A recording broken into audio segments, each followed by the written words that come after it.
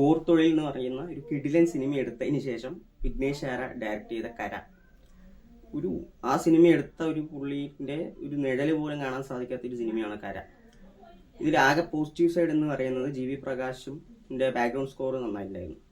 And Suraj വെഞ്ഞാറമ്മൂടിന്റെ റോളും എനിക്ക് അത്യാവശ്യം ഇഷ്ടപ്പെട്ടു.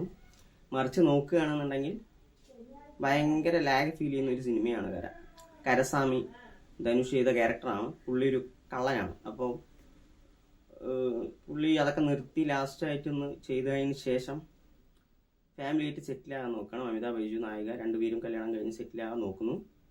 അതിന് കുറച്ച് പൈസ ആവശ്യമായിട്ട് വരികയാണ്. അങ്ങനെ നാട്ടിലോട്ട് വന്ന് വർഷങ്ങൾക്ക് ശേഷം നാട്ടിൽ തിരിച്ചു വന്ന് സ്ഥലം വിറ്റ് ആ പൈസ കൊണ്ടൊരു ബിസിനസ് തുടങ്ങാനുള്ള പ്ലാനിൽ വരുമ്പോഴാണ് ഇവിടെ ഇതെല്ലാം ബാങ്കിൽ വെച്ചിരിക്കുകയാണ്.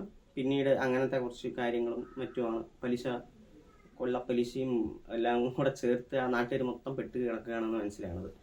പക്ഷേ ഈ സിനിമയുടെ യഥാർത്ഥ പ്ലോട്ടിലോട്ട് വരുമ്പോൾ തന്നെ ഈ സിനിമ 1 മണിക്കൂർ കഴിയും. കാരണം ഭയങ്കര ഒരു ഇമോഷണൽ സൈഡ് കാണിച്ചുകൊണ്ട് തന്നെ അനാവശ്യമായിട്ടുള്ള പാസം കുത്തിക്കയറ്റി ഈ സിനിമ നശിപ്പിച്ചു എന്ന് വേണം പറയാൻ. ഭയങ്കര ലാഗ് നമുക്ക് ഫീൽ ചെയ്യും.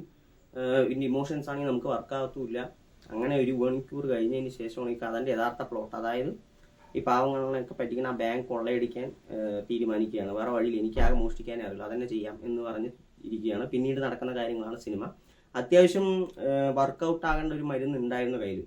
അതിനെ അത്യാവശ്യം ഇമോഷൻ സൈഡൊന്നും അത്ര എക്സ്റ്റെൻഡ് ചെയ്യേണ്ട കാര്യമില്ലായിരുന്നു. അതൊന്ന് കട്ട് ചെയ്തിട്ട് ഒരു പ്രോപ്പർ ആയിട്ടുള്ള ഒരു ഹിസ്റ്റ് പോലെ എടുത്താണെങ്കിൽ പടം അടിപൊളിയായിട്ടുണ്ടായിരുന്നു. അതിനെ വിട്ടിട്ട് ഭയങ്കര ഇമോഷൻ സൈഡ് കാണിച്ച് അവിടെ ആകെ നമുക്ക് ഒരു സുഖമില്ലാത്ത ഒരു അനുഭവമാണ് തന്നത്. പിന്നെ അതിൽ നല്ല കാസ്റ്റ് വന്നിട്ടുണ്ട്.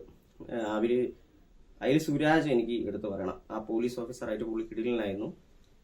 ധരിച്ചു അത്യാവശ്യം കുഴപ്പമില്ലായിരുന്നു. ജയറാമേട്ടനുണ്ട്. ജയറാമേട്ടനേക്കാളും കൂടുതൽ നല്ല റോൾ എനിക്ക് തോന്നിയത് സുരാജിൻ്റെ ആയിരുന്നു. ആദ്യമൊക്കെ ജയറാമേട്ടനെ കാണുമ്പോൾ ഓക്കെ അടിപൊളിയായിരുന്നല്ലോ, നല്ലൊരു സ്പാഗും കാര്യങ്ങളൊക്കെ ഉണ്ടെന്ന് വിചാരിച്ചു. അവസാനം കൊണ്ട് അത് ഒരുമാതിരി ആക്കി. സുരാജ് വെഞ്ഞാറമ്മൂട് തന്നെയാണ് സിനിമയിലെ അത്യാവശ്യം നല്ല റോൾ ജയറാമേട്ടനേക്കാളും കൊടുത്തിട്ടുള്ളത്. പിന്നെ അമിത ബൈജു എക്സ്റ്റെൻഡഡ് ക്യാമിയോ പോലും ഉണ്ടായിരുന്നു, വളരെ കുറച്ചുണ്ടായിരുന്നു, വലിയ കാര്യമില്ല. മൊത്തത്തിൽ എനിക്ക് തോന്നിയത് ചുമ്മാ നിങ്ങൾക്ക് നേരം പോക്ക് വേണമെങ്കിൽ അതും ചിലപ്പോൾ നേരം പോയെന്നും ഇരിക്കില്ല. അത്തരത്തിലൊരു സിനിമയാണ് കര. വിഘ്നേഷ് രാജ ഇന്ന് കുറച്ചുകൂടെ എക്സ്പെക്ട് ചെയ്തു. ഇത് ഞാൻ പറഞ്ഞില്ലേ ഭയങ്കര പാസം കുത്തിക്കയറ്റി കുറവാക്കിയിട്ടുണ്ട്. എന്തായാലും കാണുക. ജി.വി. പ്രകാശിൻ്റെ കുറച്ച് നല്ല സ്കോർ കാണാൻ പറ്റും. ചുമ്മാ ഇരുന്ന് കാണാം. പിന്നെ ഗ്രാമം കാര്യങ്ങൾ ഒക്കെ പറഞ്ഞാൽ അതന്നെ ഫുൾ പാസമാണ്. എനിക്ക് ഒരു ബിലോ ആവറേജ് മൂവി ആയിട്ടാണ് ഫീൽ ചെയ്തത്. നിങ്ങൾക്ക് കണ്ടിട്ട് നിങ്ങളുടെ അഭിപ്രായങ്ങൾ കമന്റ് ബോക്സിൽ അറിയിക്കാം.